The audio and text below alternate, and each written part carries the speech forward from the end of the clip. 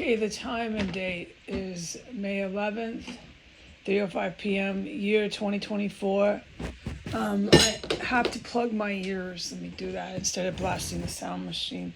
In order to even hold a train of thought or function in Washington, D.C., nothing has changed or stopped until they are forced to stop by force.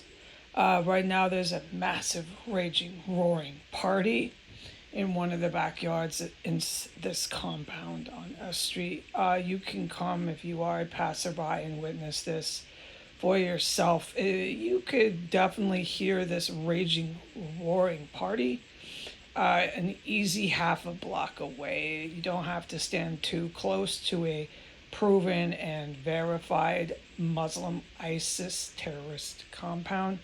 Okay, so as far as everything I've witnessed, before this date and time, I am forbidden in all caps from even alluding or discussing any of it, but I am to report what I've witnessed, some of what I've witnessed, not all of what I've witnessed just today, that is this morning up to this point of time on the clock that I just stated online. So, all right. And before I do that, I want to give my condolences and my sincere apologies to the citizens of Nigeria for these disgusting white neo-Nazi, white nationalist, white supremacists coming to your country from our country representing the United States.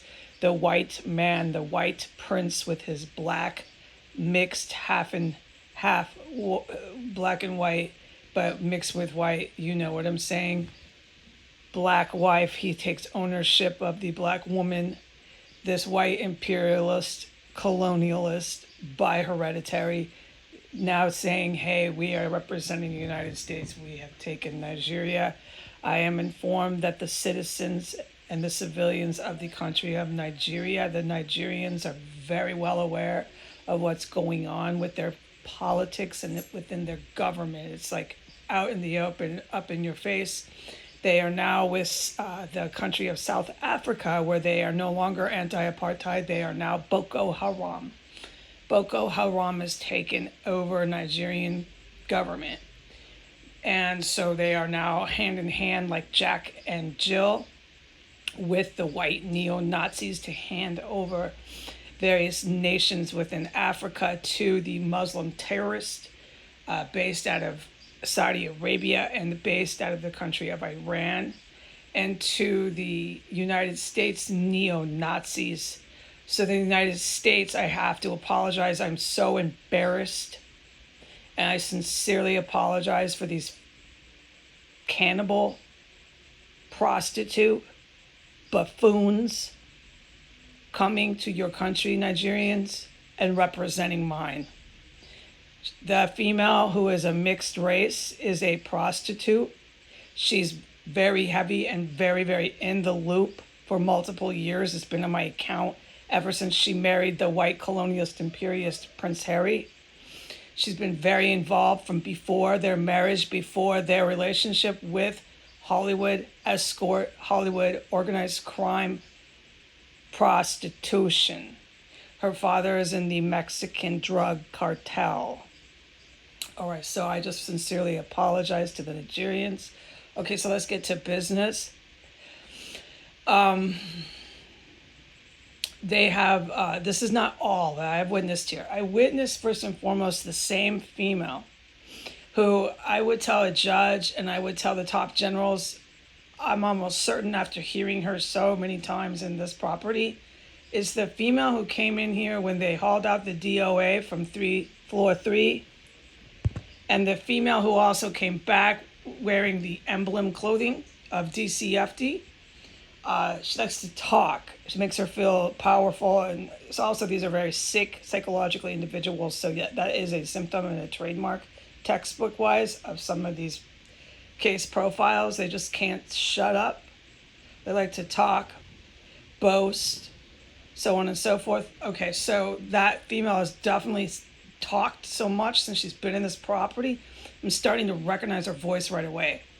And to tell the judge, to tell the top general, this is the fourth or fifth time I have recognized her voice since pre-death of female on floor 3 DOA, and after. I recognized her voice big, loud, and proud. She's African American.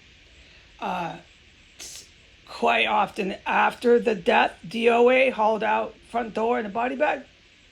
So I heard her again, but this time she was in a state of panic. She was hysterical and she was whispering and didn't want to be heard. And she was upstairs on floor 3. I couldn't believe it. They were up there.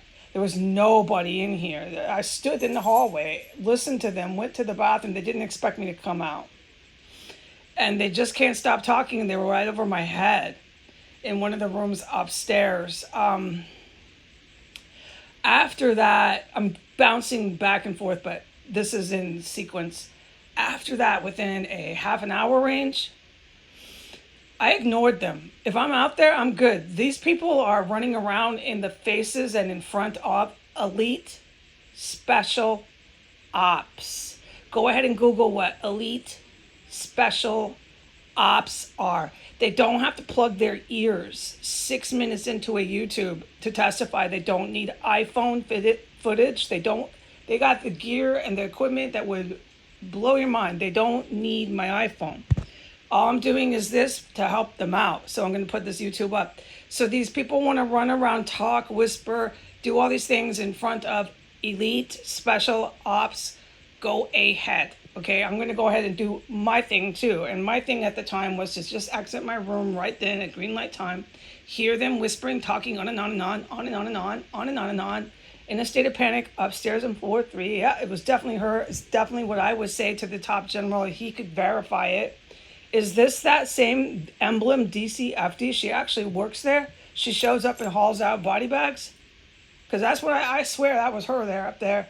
But anyways, they know who's up there. They got all the gear to tell me who was up there. They have the surveillance going out your ears here in 1509 S Street, Northwest Washington, D.C. Okay, so moving on with my ears plugged because I want to wrap this up. I went to the bathroom and I vacated and I left, and I heard them the whole time I was in the bathroom. They were trying to get out. I heard motion. I heard people moving, like more than one, moving, and constant talking. But it was muffled. They were trying to be really quiet. They're fucking whacked out here, I tell you that, in my opinion. All right, so I come back in, and within that next half hour, I sit down in my room, in my main room. As soon as I go into my extra room, okay? As soon as I go in there within a half an hour range after this witnessing of people upstairs on floor 3 whispering not to be heard while talking, as soon as I go into my extra room, they start knocking. Knock, knock, knock, pause. Knock, knock, knock. Knocking on the fucking floor underneath my refrigerator. So now they're on the first floor and they're knocking like they always used to do. They're knocking, you know, on the walls, on the pipes, or wherever they're like. Now, I cannot talk about anything I've witnessed before in this terror cell except today up to this time, 3 o'clock. All right, so they're knocking. I'm thinking it's her or him or whoever. I heard a man talking to her, too. He sounded white, or he sounded white Hispanic. But, I mean, this is just what I heard. But it certainly heard them, and they were upstairs. Also, there's been people on floor 1 without a doubt running around. I didn't hear footsteps. So what I mean by term of speech is you can hear their objects, hard objects. They're working, but they're running around like I would picture in my mind. They're trying to get out when I'm in the hallway. They don't want to be seen. They don't want me coming downstairs. You can hear stuff go clink, clunk. It's just really fucking creepy. It's certainly not the cats. No, sir. There's so much activity going on here, but I have to brainstorm. My ears are plugged. I can't talk about a good half of what I've witnessed. No, it's completely forbidden. What else? I mean, my God. Oh, yeah, the corpses are being moved around all over. Under my bathtub is now their new station.